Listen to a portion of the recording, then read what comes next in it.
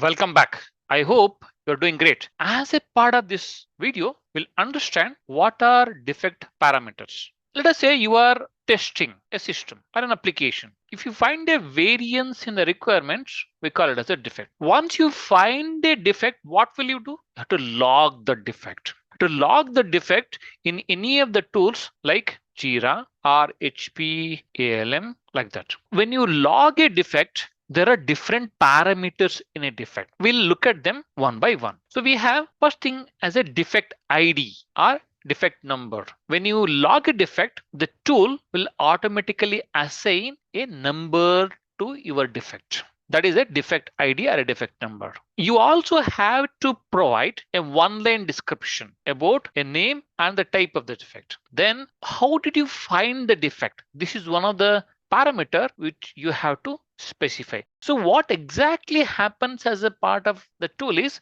you already have a predetermined fields. You have to either select some of those options in the fields or you have to fill the information about the defect in those fields in any particular tool like Jira or HPALM. So here is the source of the defect. Then defect severity. What is the severity of the defect? We'll discuss this in bit more detail in the subsequent slides. And defect priority. So there will be already options available as a part of the tool. You have to choose what priority would be the defect according to you, which you are logging. Then defect status. So usually when you log a defect, it will be in a new status. And also the tool itself will mention what is the date and time of the defect. Let us say you log a defect. If you update any of the fields, then the most recent time would be captured as a part of the tool. You also have to provide the detailed description of the defect, like what are the steps you followed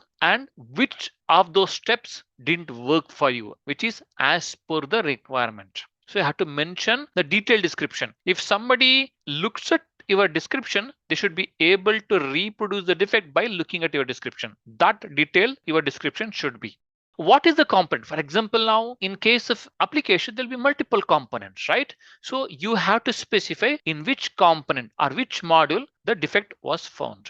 Also, you have to take a screenshot or the logs. You have to attach them so that it will be easy for the developer to identify or reproduce the defect and fix it as soon as possible. And also have to specify what is the stage of origination. Okay, remember, I'm again reiterating, all these fields would be there as a part of your defect tracking tool. Depending upon the defect tracking tool, there will be subtle changes in terms of the way all these parameters are referred. So who is the person who is assigned to research and correct the defect? So that also need to be mentioned. Coming on to the severity, these two terms, severity and priority, are very, very important in terms of logging a defect. Severity is nothing but the degree of the impact that the defect has on a development operation, or how severely a product or an application is impacted because of this defect. That is what is mentioned or denoted by a severity. It's like how bad the defect is and the impact it has on the product. And priority is nothing but how soon you want to fix this defect. That is what is priority of the defect. Let us look at the different severity levels. In the severity, we have critical, we have major or high, we have average or medium, we have minor or low, we do have cosmetic defects. Let us look at some examples for critical and minor or low. So when you say a defect is critical, there should be some problem with the installation process itself. That is a very critical defect.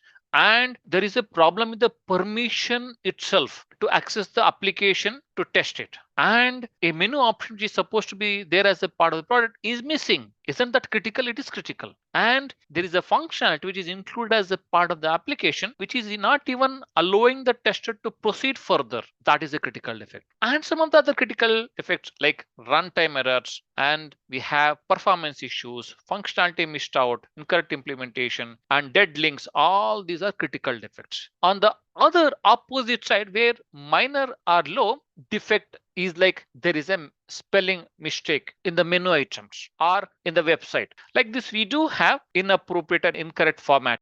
There is an issue with the screen layout and spelling mistakes or grammatical mistakes and also documentation errors. And also like there is a problem with the images alignment. Okay. Background color is not appropriate. The default value which is mentioned as a part of the document is missing, and the cursor which was supposed to be on the first box, it is there on the some other box. Okay. The graphics are missing, images are missing. Okay. All these are the minor or low defects. So in terms of priority, we have priority 1, priority 2, priority 3, like that. So priority 1 is you have to fix it immediately. Priority 2 is it's okay. If you take time, it's fine. Priority 3 is you can fix it by taking your own time. Wonderful. We understood all the important parameters of a defect. Thank you.